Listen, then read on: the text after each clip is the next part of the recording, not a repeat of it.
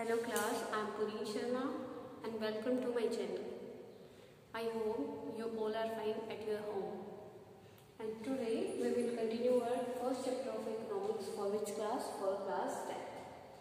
Okay beta, and as you already studied about the development and the nation income and per capita income also. And in today's video we will study about the different nation and different status. Okay, how can you differentiate the countries that this country is developed country and this country is less developing country?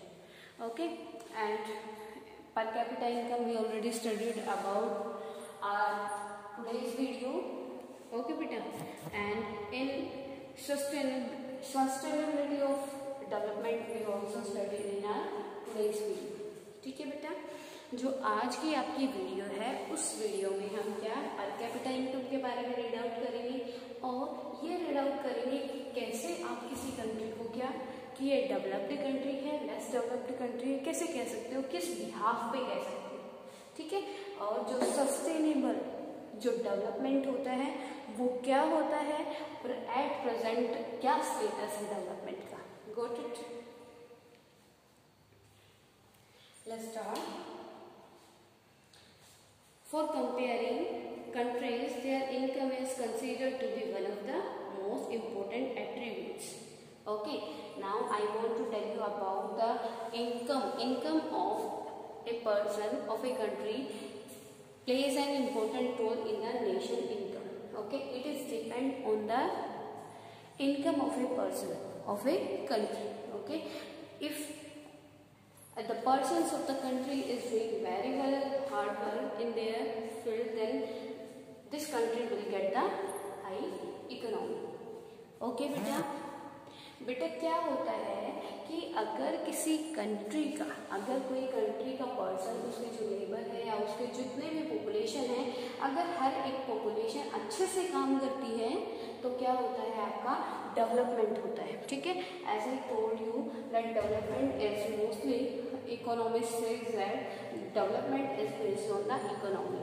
Okay, you can say development is based on the economic field. ठीक है, अगर किसी country की सारी population, if the all population of the country do the very well hard work in their field, then this type of country will improve their economic condition. Got it? कि अगर किसी country का क्या है, अगर किसी कंट्री की सारी पॉपुलेशन अपने काम को बहुत अच्छे से करती है तो उस कंट्री की क्या होगी, इकोनॉमिक कंडीशन बहुत हाई होगी. गॉट इट बेटा? Now different countries having different population, different per capita income. Now I want to tell you that in the starting of the video I asked you about the how can you decide that this type of country, this country is less developing and this country is developed country. All these things are dependent on the per capita income. Which thing beta? Per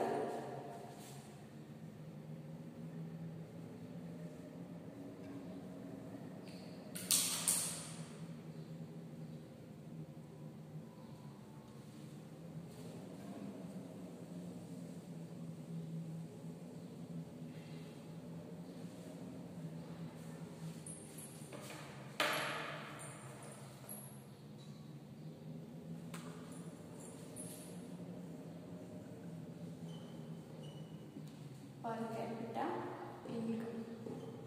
Per capita, how can you find out the per capita income? One formula is there. I am telling you about one formula, that total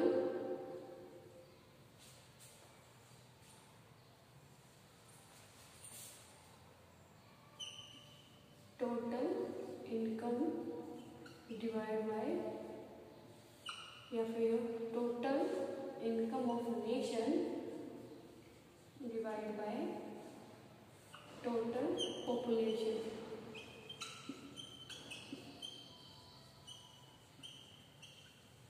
of the nation. Got it बेटा? तो कैसे आप पर capita income कैसे निकाल सकते हो? Total income of nation divide by total population of the nation. ठीक जितनी भी इनकम होती है नेशन की, उसको कहाँ रखते हैं, above side divide by total population of the nation. यहाँ से कैसे आ जाता है, यहाँ से आपकी पर कैपिटा इनकम आ जाती है बेटा, per capita income. According to the per capita income, you can say on the behalf of per capita income of the country, you can say that this country is developed country and this country is non-developed countries. Yeah, you can say less developing country. Okay, and you also say that per capita income, you also say that the average income. Okay जो average income होती है बेटा, उसी को आप क्या बोल सकते हो, पर कैपिटा इनकम बोल सकते हो। ठीक है, average is income is the total income of the nation.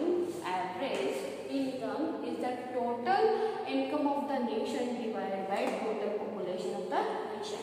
If any country's per capita income is more than USA dollar 12,056 per annum above in 2017. Now he is giving in data to you going to 2007.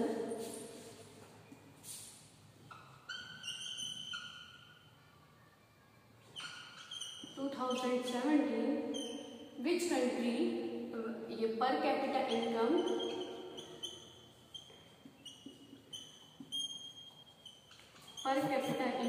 more than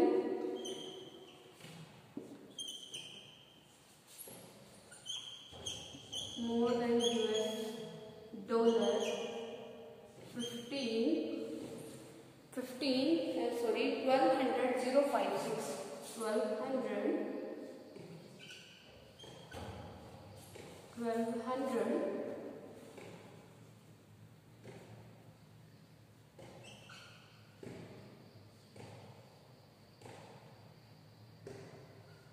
1256 बेटा, जिसकी क्या होती है, जिस country की income किससे ज्यादा, more than 1256 dollar से मोर देन होती है, वो कंट्री अकॉर्डिंग टू 2017 डाटा, 2017 के डाटा के अकॉर्डिंग जिस कंट्री की पर कैपिटा इनकम कितनी होती है, मोर देन USA डॉलर 12,056 से ज्यादा होती है, वो कंट्री होता है आपका डेवलप्ड कंट्री।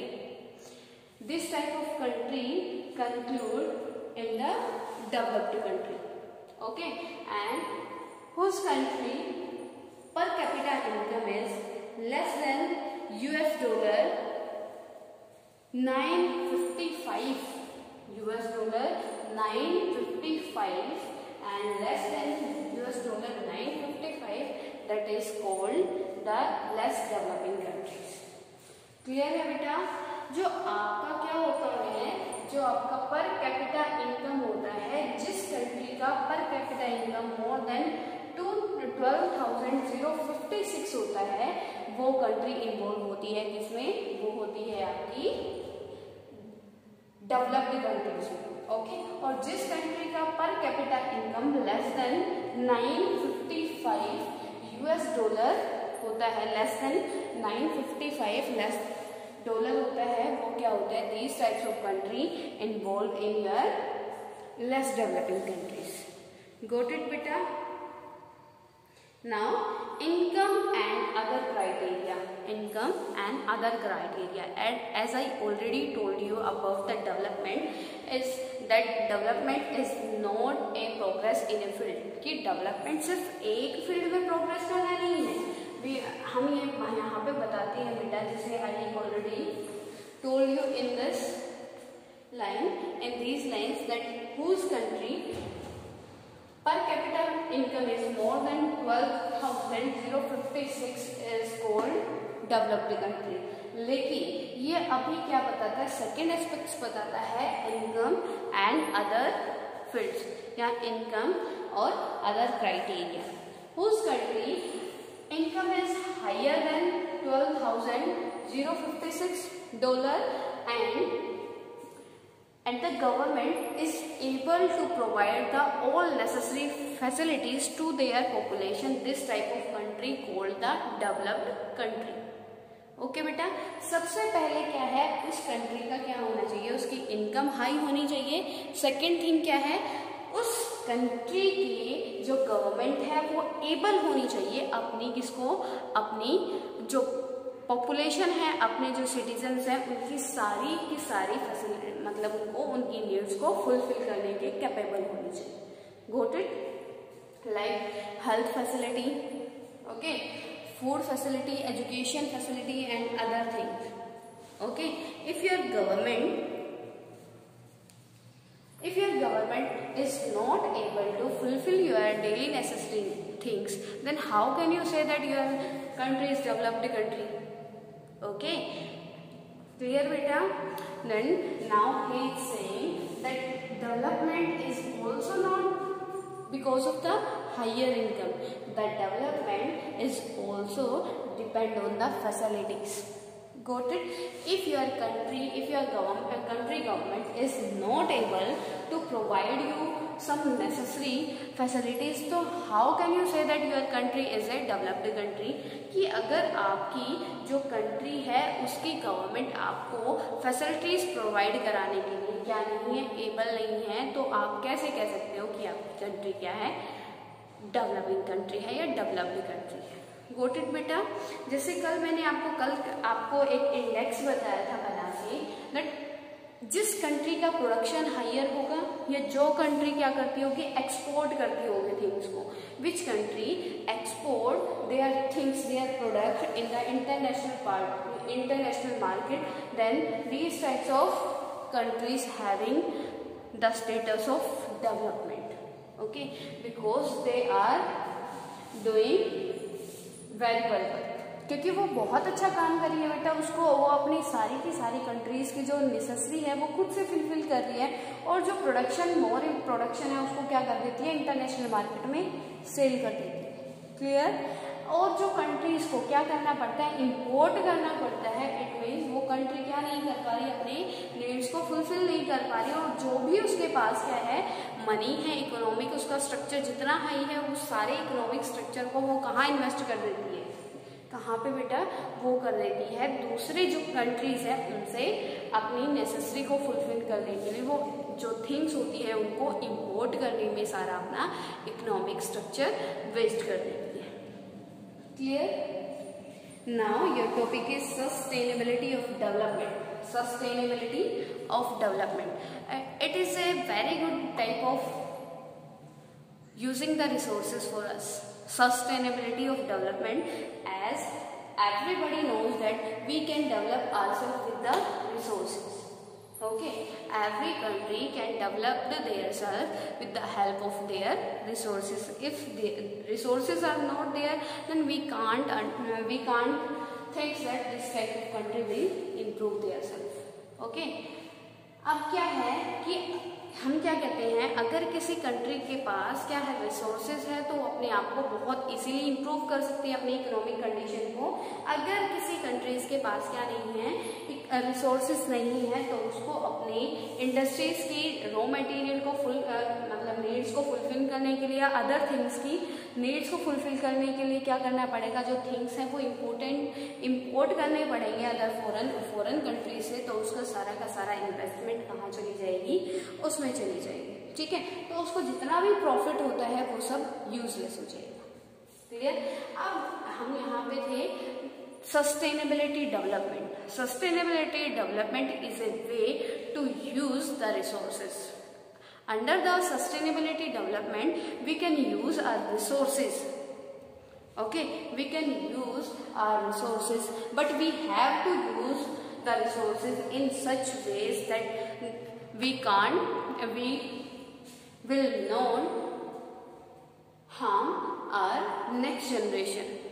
ओके, कि हमें इस तरीके से अपनी जो क्या है, इस तरीके से क्या करना चाहिए, अपने डेवलपमेंट को रिसोर्सेज को यूज करना चाहिए कि at present we fulfil our at present needs and not harm to the our future generation. अब क्या है, ना तो अपने मतलब क्या करें, ना तो अपनी रिसोर्सेज के को यूज करने के साथ साथ हमें क्या करना है, अपने रिसोर्सेज का भी यूज कर लें और इस तरीके से करें कि हम क्या करें, हमारी नेक्स्ट जनरेशन के नीड्स का भी ध्यान रखें। ठीक है, डेवलप सस्टेनेबिलिटी। क्लियर बेटा, डेवलप सस्टेनेबिलिटी क्या होता है? In develop sustainability we can use the resources.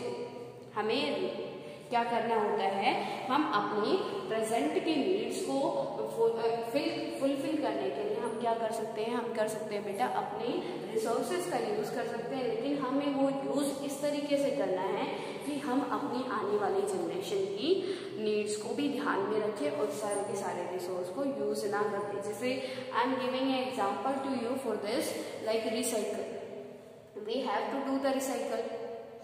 If we know that these types of resources are taking the time for the renew, ठीक है, तो हमें क्या करना चाहिए, अगर कोई चीज इजीली रिन्यू हो जाती है तो हमें उस पर ज्यादा डिपेंडेंट होना चाहिए, ना कि नॉन रिन्यूएबल थिंग्स पे। Okay, in your first chapter of the geography you already studied about the types of resources। उसमें हमने क्या किया है, उसमें हमने रीड आउट किया है, एक होते हैं रिन्यूएबल, एक होते हैं नॉन रिन्यूएबल। रिन्यूएबल रिसोर्सेज हमारे क्या होते हैं, रिन्यू हो जाते हैं और रिन्यू होने के बाद हम उनको यूज कर सकते हैं। ठीक है, बट या फिर नॉन रिन्यूएबल जो आपके होते हैं रिसोर्सेज, हम उसको रिन्यू नहीं कर सकते, इसीलिए क्या करना होता है बेटा आपको, इसीलिए आपको ज्यादा से ज्यादा सस्टेनेबल अगर डेवलपमेंट आप करना चाहते हो, then you have to use your renewable resources. Okay, या फिर now you will ask the question, ma'am if we knows that this resource is non renewable and we need this, then how can we do this? बेटा you have to use, you can use these types of resources in limitations।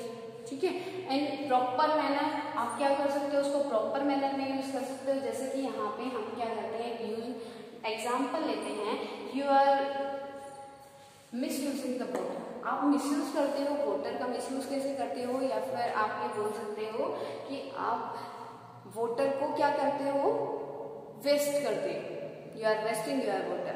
okay, and you know that very well without the water life is not possible, कि water के without life नहीं है, possible ही नहीं है। ठीक है, तो ये क्या कहने की कोशिश कर रहा है, ये आपको कहने की कोशिश कर रहा है कि आपको इस तरीके से अपना डेवलपमेंट करना है, इस तरीके से अपने प्रेजेंट की क्या नीड्स को फुलफिल करना है, ताकि इन फ्यूचर जो जनरेशन आएगी उसकी नीड्स को भी फुलफिल किया जा सके। That's why he is giving some tips to you that you have to use all these resources in limitations, okay, in proper manner, you can say in positive manner। okay, clear beta?